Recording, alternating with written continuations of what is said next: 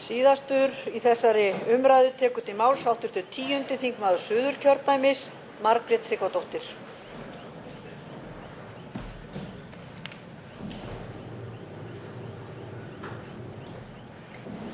Kæra þjóð, ég tilheyri þeim meirihluta þjóðarinnar sem treystir ekki Alþingi.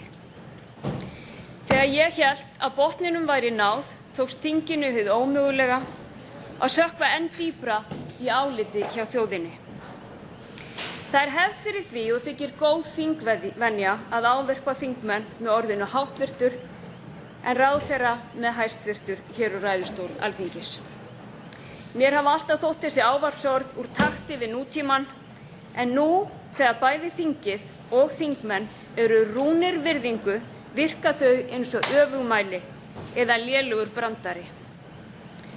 Hvorki þingmenn né ráðherrar öðlast virðingu með hjákátlegum ávarpsorðum sem fela í sér stéttskiptingu, stigveldi og ójöfnuð sem stríðir gegn lífsskoðunum mínum og þeirri samfélagsmynd sem ég vil vinna að. Virðingu verða menn að öðlast með verkum sínum en ekki embætti og nú liggur það verkefni fyrir þinginu og þingmönnum að endurvinna þá virðingu hjá þjóðinni. Ég mun ekki nota hinn hefðbundnu ávarpsorð háttvirtur og hæstvirtur framar. Mér finnst þau ekki viðeigandi. Það þýðir þó ekki að ég ber ekki virðingu fyrir því fólki sem hér starfar. Ég ber virðingu fyrir því sem manneskjum en ekki vegna embættis þeirra. Þingið hefur legið undir ámælum frá landsmönnum aðgerðaleysi í málefnum heimilanna. Ég get tekið undir það. Því hefur verið fleygt að þingmenn eyðu öllum sínum tíma í karp lítilsverða hluti og því sitji málefni skuldsettra heimila á hakanum. Það ekki rétt.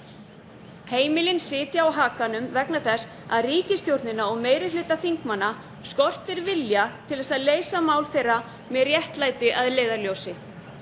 Það verður að breytast strax. Enginn heiðvirður maður getur horft upp á það óréttlæti sem felst í því að tjóninu á því bankaráni sem hér virðist hafa verið framið sé velt yfir á almenning. Á meðan kvótagreifar og útrásar þjösnarar fá afskrifaða milljarða á milljarða ofan en halda samt öllu sínu. Kæru landsmenn, fyrir tæpum 2 árum bað þáverandi forsætisráðherra Guð að blessa þjóðina. Í kjölfarið voru sett neyðarlög til bjargar fjármálakerfinu. Nú löngu kominn tími á ný neyðarlög til bjargar heimilunum í landinu og munum við þingmenn hreyfingarinnar leggja fram þingsályktunartillögu á næstu dögum þar sem farið fram á að ráðast verði í allar þær aðgerðir sem nauðsynlegar eru til bjargar heimilunum í landinu. Við viljum leiðréttingu á skuldum heimilanna, bæði verðtryggðum sem gengistryggðum. Við viljum vinda ofan af þeim nauðungaruppboðum sem hafa þegar farið fram á ólöglegum forsendum því fjöldi fólks og fyrirtækja hefur þegar mist allt sitt vegna gengistryggðra lána. Við viljum tryggja að enginn verði borinn út af heimili sínu nema ljóst sé að hann eigi í önnur hús að venda. Og nauðungarsölum verður að fresta þar til okkur hefur tekist að finna ásættanlega lausn á vanda fólksins, ekki bara þeirra verst stöddu, heldur allra hinna sem flæktir eru í skuldafjötra þess forsendubrests sem varð við hrunið. Þá verður að tryggja mannréttindi þeirra sem hafa verið gerðir gjaldþrota og fyrna allar kröfur á 3 árum. Annað útskúfun úr mannlegu samfélagi og að síðustu viljum við verðtrygginguna burt. Sú ríkisstjórn sem nú við völd, allavega ennþá, hefur fylgt stefnu Alþjóðagjaldeyrissjóðsins við hennar svokölluðu uppbyggingu efnahagslífsins.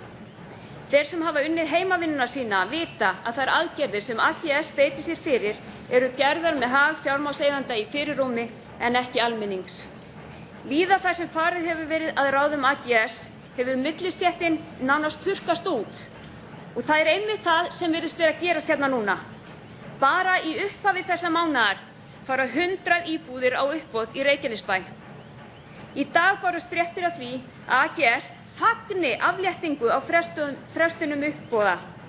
Starfsmenn sjóðsins hafa þó áhyggjur af því að stór stjórnvöld hafi ekki haldið niðri væntingum frekari úrræði. Nú aukinnar þátttöku heimilanna krafist eins og það orðað í skýrslu sjóðsins. Ætlum við virkilega að láta þetta gerast? Hvar er réttlætið? Hvar er samstaðan? Og hvar er hugrekkið?